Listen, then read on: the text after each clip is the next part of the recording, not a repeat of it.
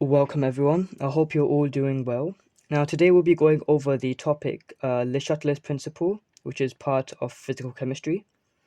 Now my goal is to help at least one person watching this video. So if this video helps at least one person, then that is my job completed. So let's just get right into the video.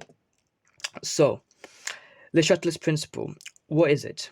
The Chatelier's principle essentially states that if the dynamic equilibrium is disturbed by a change in the conditions, which are temperature, concentration, and pressure, the position of the equilibrium will shift to counteract that change. So when the rate of the forward reaction and the rate of the reverse reaction are no longer the same due to a change in one of the conditions, the equilibrium will either shift to the forward side, to the forward reaction, or to the reverse reaction, either to the right side or to the left side of the equation. So if you take a look at these two reactions over here, if the equilibrium position shifts to the right side, more products will form. And if the equilibrium position shifts towards the left side, more reactants will form. So that's essentially the little brief overview of the Le Chatelier's principle. Now let's get into the first condition, which is a temperature itself. So before we actually go into the actual principle, it is best to know that about the exothermic and the endothermic in relation to the reaction. So, of course, exothermic, it releases heat energy to the surroundings, which increases the temperature, and endothermic absorbs heat energy from the surroundings, which decreases the temperature. Here, the forward reaction is exothermic, and of course, the reverse reaction is the opposite at the endothermic. So when we increase the temperature, right, we want to somehow counteract that change by, of course, decreasing the temperature. And the only way to decrease the temperature is by moving it towards the endothermic side, right? Because over here, endothermic absorbs heat energy, which decreases the temperature. So when we increase the temperature, the equilibrium will shift towards the endothermic side, which decreases the temperature to counteract that change. And when we move it towards the endothermic side, more reactants will form. Simple. And that's basically the opposite for a decrease in temperature. When we decrease the temperature, we want to counteract that change by increasing the temperature. And the way to increase it is by moving it towards the exothermic side. So if there's a decrease in temperature, the equilibrium will shift towards the exothermic side to increase the temperature and to counteract that change. This means the equilibrium moves to the right side because the right side is exothermic, so more products will form. Okay, straightforward and simple. Now, it's best that you guys know that depending on the reaction, not all reactions are always exothermic in the forward reaction and endothermic on the reverse reaction. Sometimes different reactions may have the endothermic as the reverse and the endothermic as the forward. So it's best that you guys know that so you guys don't get confused with the right and the left sides. So if there was a question stating, for example, what happens to the yield of ammonia when the temperature increases? Okay, what did we just talk about? If the temperature increases, we want to counteract that change by decreasing the temperature. And the only way to decrease the temperature is by moving the equilibrium towards the endothermic side, towards the left side. So as the temperature increases, the position of the equilibrium will shift towards the endothermic side, which is the left side, and that essentially counteracts that change by decreasing the temperature. Now, because it's on the left side, more reactants will form and there'll be a less yield of ammonia because ammonia will react to produce the reactants. So more reactants will form and there'll be a less yield of ammonia. That's temperature done. Let's move on to pressure. Now, pressure, of course, remember, pressure only affects gases. It never affects solid, it never affects liquids, only pressure.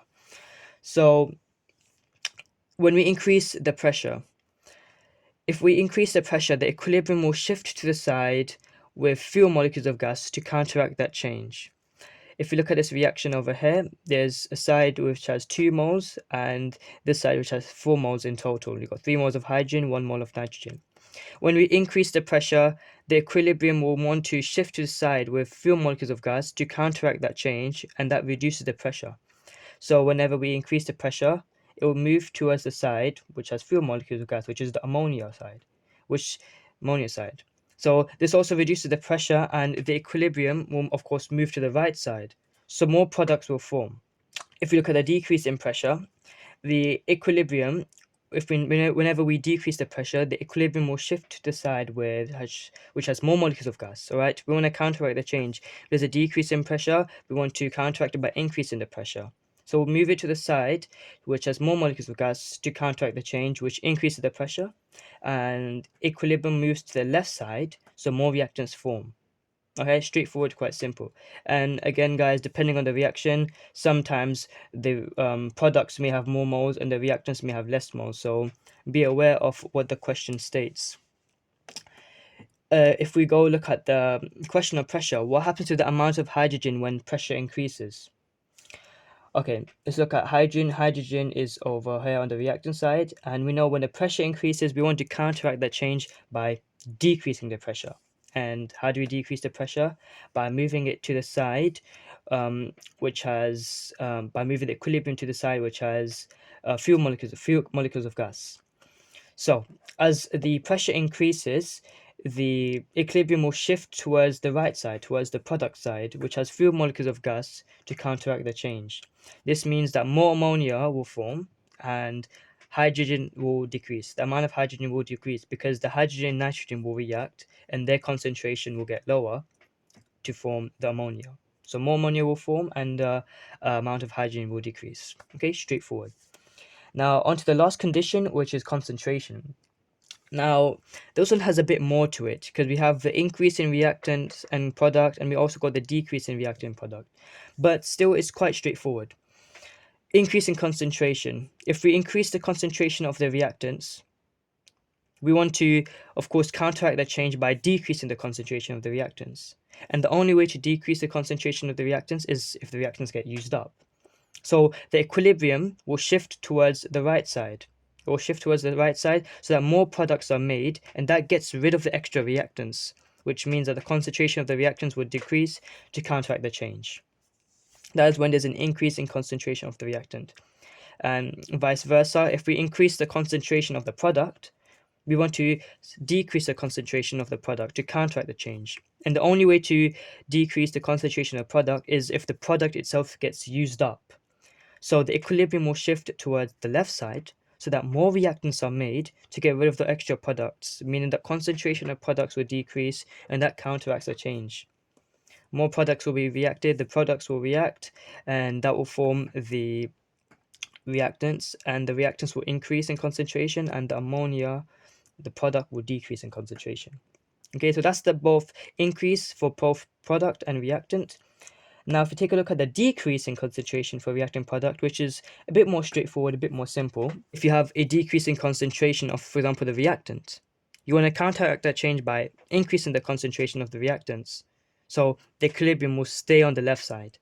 This might be a bit confusing, but let me quickly explain one more time. If you have a decrease in concentration of the reactants, okay, there's a decrease in concentration, you want to get more reactants. You want to counteract that change by increasing the concentration of the reactants. So the equilibrium will shift to the left side. It will just stay on the left side so that more reactants are made, meaning concentration of reactant would increase to counteract the change. Because if you have the equilibrium on the left side, then of course the ammonia will react, the product will react to form more of the reactants.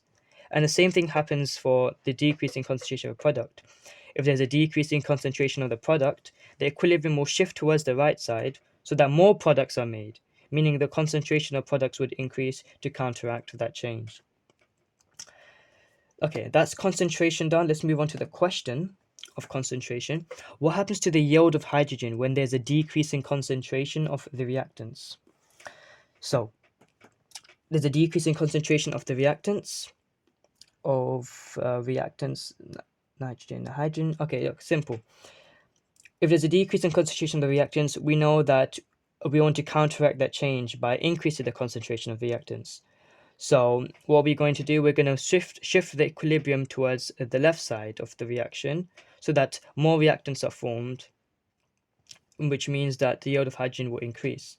So as the concentration of the reactants decreases, the equilibrium will shift towards the left side in favor of the reverse reaction, meaning more hydrogen is made to counteract that change. Straightforward. Now, the last part is compromise.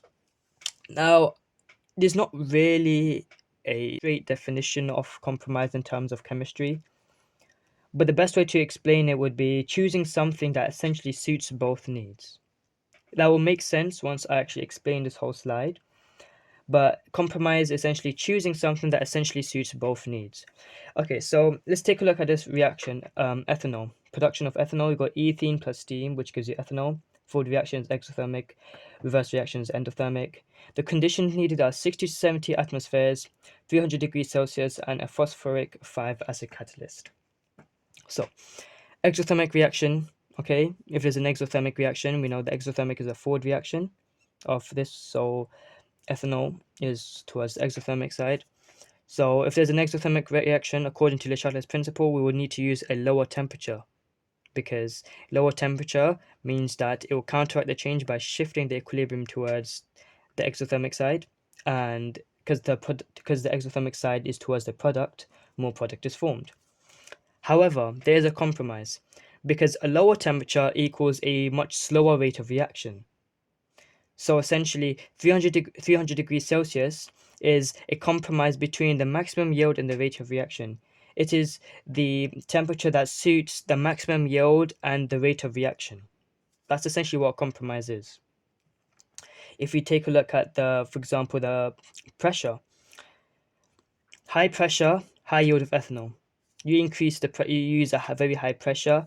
Of course, Le Chatelier's principle, it'll move to the side with the equilibrium move to the side with lower lower molecules of gas, which is the product side ethanol. And so high pressure gives you high yield of ethanol. But you guys have to remember that high pressure, you need strong equipment, pipes, containers to withhold that pressure, to withstand that pressure, and that can be expensive. So that's why just 60 to 70 atmospheres is a compromise between, the maximum yield and the expense. It's something that suits the maximum yield and the expense. One thing is not too high, one thing is not too low, it is just equal. And yeah, that is essentially everything done. Compromise, conditions, and the Charlotte's principle. So thank you all for watching. This is my first teaching video, so hopefully it helped, and I hope my future videos would be, of course, much more better and of much help. Thank you all for watching, and I'll see you in my next video.